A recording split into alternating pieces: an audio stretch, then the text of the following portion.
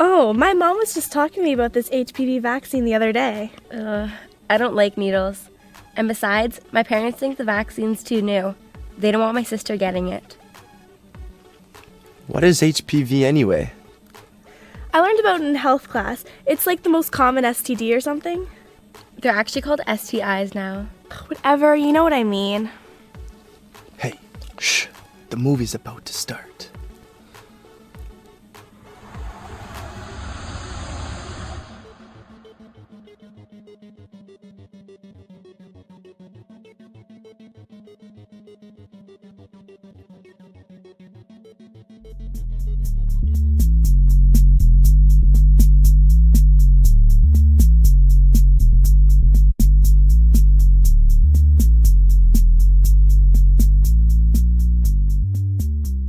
Well, Emma, your checkup went great.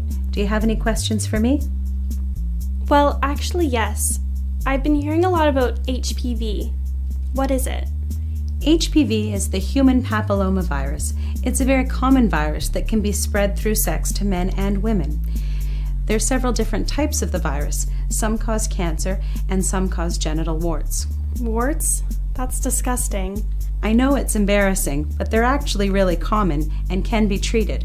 What worries me more is your risk of cervical cancer. Cervical cancer? The cervix is the bottom part of the uterus that holds a baby in place when you're pregnant. Some types of HPV can cause cancer, and it may take years to show up, so you may not even know you have it. I learned in class that some STIs can be prevented by condoms. Can HPV? Condoms are important to think about, but because this virus lives on the skin, it can be spread through sex even if you're using condoms. Well, I don't want to catch this. What can I do? Well, I'm glad you've asked. When you become sexually active, it'll be important that we schedule a cervical cancer check once a year. There are also vaccines available that can prevent HPV. They're really safe, and they actually work better if you get them before you're sexually active. Can only girls get this vaccine? No, there's one available for guys as well. It prevents certain kinds of cancer and stops them from spreading this to their partners. I'm really glad that you asked these questions, even though they're embarrassing or hard to talk about. If you've got any questions down the road, please just ask so that together we can make healthy decisions. Absolutely. Great.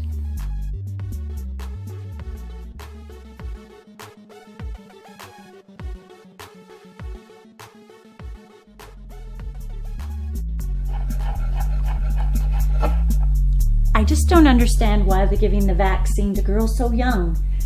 I mean, Hannah's not having sex. She's only 12. Well, she will be one day, when it's said in the handout that giving her the vaccine and she's young will work better. But I think it's too new. How do we know it's safe? I don't know, but the vaccine's been out for a while now. Why would Health Canada approve something that they weren't sure was safe? Hannah, dinner's ready! So Hannah, your father and we were talking about the HPV vaccine. What do you think? Well, I'm just worried. All the girls last year have been making such a big deal about it. What do you mean? Well, they were telling us how much it hurt and freaking out and stuff. Well, you know how dramatic some girls can be. Yeah, and you had a vaccine last year. What's the difference? Nothing. I guess I'm just nervous. Me too, Hannah. I think I'm gonna call your doctor.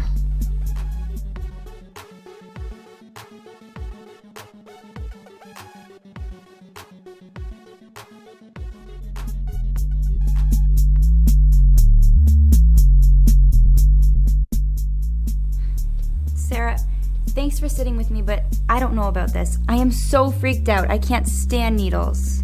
You are a complete drama queen. Nah, it's gonna hurt so bad. Oh my gosh. Seriously, Nicole, don't worry about it. My cousin had it done last year and she said it was no big deal. People just exaggerate. You think? Oh yeah, just relax. You're right. I better man up. Yeah, Nicole, man up. Hi. Hi. Are you ready? I guess so.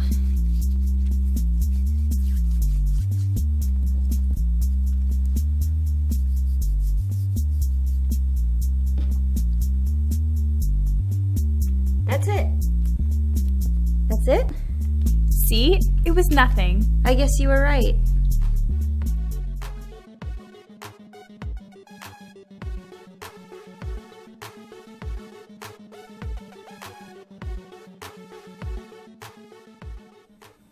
I've always gone for my yearly doctor's appointments, so when the cervical cancer test came back abnormal, I wasn't too concerned. I was young and healthy. The doctors were optimistic. Abnormal results are common, and many clear up on their own. I just needed some more testing to be sure. The more testing that was done, the more invasive the tests became. My situation became serious, and I was sent to see a cancer specialist. I wasn't so confident anymore. Once they checked all the test results, I got the news. I had cervical cancer. So many questions, so many fears. How did this happen? What do I do next? Why me? Why now? I didn't know much about cervical cancer. I know women are supposed to get their yearly checkups, but I didn't even really know why. I learned that cervical cancer is caused by HPV, a sexually transmitted infection. But how is this possible? I married my high school sweetheart. We've been going out since we were 18. How could something like this happen to me? Why? When? How? The emotional and mental stress took a toll on me. The doctors emphasized that why I got this wasn't important. It needed to be treated. I was given 3 options. Radiation, which would destroy my ovaries and mean I could not have children. A hysterectomy, which would remove most of my reproductive system, leave my ovaries, and maybe I could have a surrogate carry my baby. Or try a brand new procedure where they remove layers of my cervix where the cancer was and leave the rest of my cervix functioning with a permanent stitch. I chose option 3 with the hopes of one day being able to carry a child of my own. Before the surgery, I had to give the doctor permission to do a hysterectomy in case the cancer was worse than expected. Luckily, it wasn't worse. The doctor only had to remove 1 layer of my cervix, and after a few follow-up appointments to make sure the surgery was a success, I am now cancer-free. It's been just over a year since my surgery, and in that time, I've had nearly 30 different medical appointments, tests, and procedures. Still, I need to see the specialist every few months and have to do this for 5 years to make sure the cancer doesn't come back, each time wondering and hoping the test results will be clear. Now, even though I am cancer-free, I'm not totally worry-free. My husband and I want to start to have a family. Actually, we had just started trying when I got my first abnormal test results. But I know that because of my surgery, my chances of getting pregnant are less, I have an increased chance of miscarrying, and my cervix is not as strong as it used to be, so I'll have a high-risk pregnancy and have to deliver by cesarean section. This experience has had a profound effect on my life. I promised myself if I could tell my story to educate others, I would, because cervical cancer is preventable. If I have a son or daughter of my own one day, I'll choose to get them vaccinated. Wow, I didn't realize it was that serious. I know.